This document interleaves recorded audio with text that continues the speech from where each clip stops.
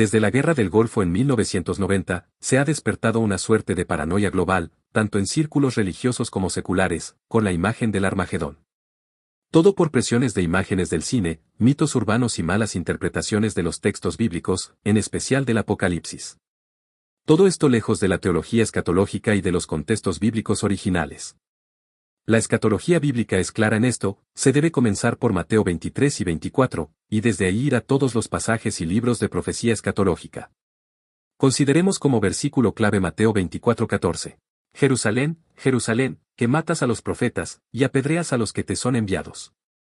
¿Cuántas veces quise juntar a tus hijos, como la gallina junta sus polluelos debajo de las alas, y no quisiste? Este versículo es el clímax emocional del discurso de Jesús contra los líderes religiosos de Jerusalén. En él, Jesús lamenta la historia de rechazo del pueblo hacia los profetas y expresa su deseo frustrado de protegerlos, como la gallina junta sus polluelos bajo las alas. En el contexto del siglo I, esta imagen evocaba la ternura maternal y la protección divina frente al peligro, pero también el dolor por la obstinación humana. El pueblo judío, bajo opresión romana y dividido por tensiones religiosas, entendió este lamento como una advertencia profética. El rechazo al mensaje de Dios traería consecuencias, anticipando la destrucción del templo en el año 70 después de Cristo. En su época, los oyentes percibieron en estas palabras tanto juicio como compasión.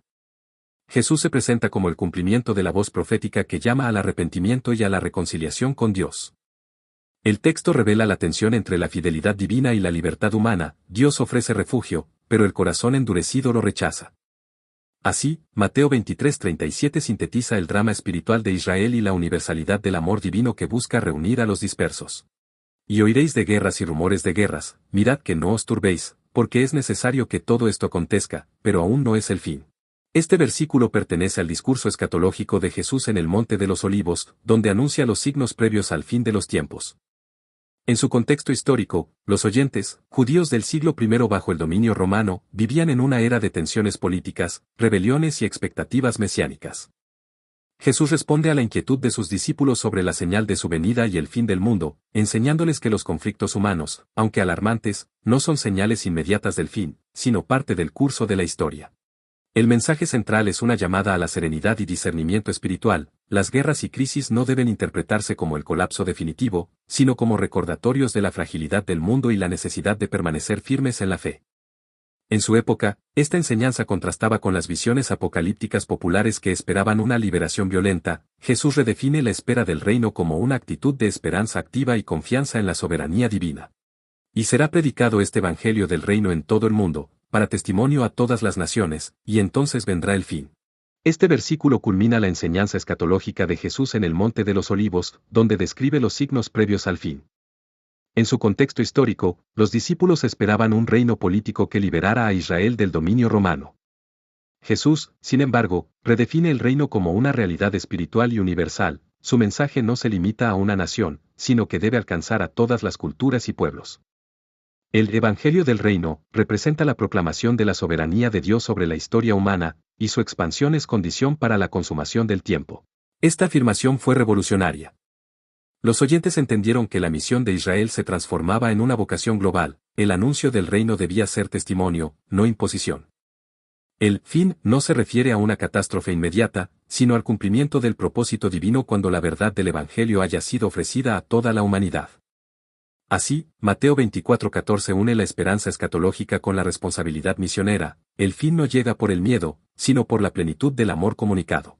Y muchos de los que duermen en el polvo de la tierra serán despertados, unos para vida eterna, y otros para vergüenza y confusión perpetua. Este versículo del libro de Daniel sintetiza la esperanza final del pueblo fiel en medio de la tribulación. El profeta anuncia que el arcángel Miguel se levantará para proteger a Israel durante un tiempo de angustia sin precedentes, pero también revela la promesa de la resurrección. Los justos despertarán para vida eterna y los impíos para vergüenza perpetua.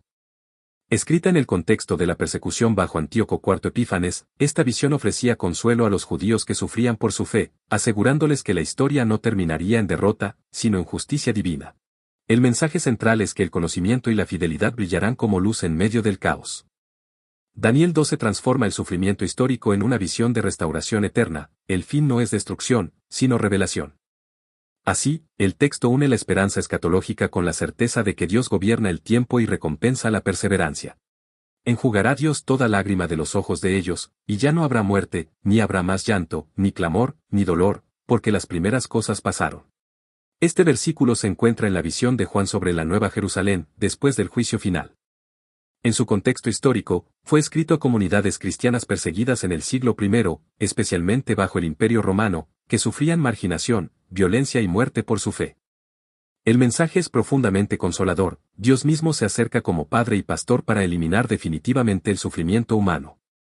La promesa de que las primeras cosas pasaron significa que el orden viejo, marcado por pecado y dolor, será reemplazado por una creación renovada. Este pasaje es uno de los más esperanzadores de toda la Escritura. Representa la consumación del plan divino, la victoria sobre la muerte, la restauración plena y la comunión eterna con Dios. Para los creyentes de la época, escuchar que el llanto y el dolor serían abolidos era una reafirmación de que su sufrimiento presente tenía un sentido y un final. En la lectura actual, Apocalipsis 21:4 sigue siendo un símbolo de esperanza escatológica, la certeza de que el amor de Dios triunfa sobre toda forma de mal y que la vida eterna es la última palabra. Los primeros cristianos entendieron estos textos como un llamado a perseverar en medio de la adversidad. El Apocalipsis fue escrito para comunidades reales que enfrentaban persecución y tentaciones de abandonar la fe. Para ellos, las visiones eran consuelo y exhortación a mantenerse firmes, sabiendo que el verdadero fin llegaría solo cuando la misión universal se cumpliera. En conclusión, no estamos en el momento del fin. Aún faltan profecías por cumplirse, comenzando por la de Mateo 24:14, la proclamación del Evangelio en todas las naciones. La escatología bíblica, vista en sus contextos originales, no es espectáculo ni paranoia, sino un proceso pedagógico de Dios que nos llama a la misión, al discernimiento, a la esperanza y a la fidelidad.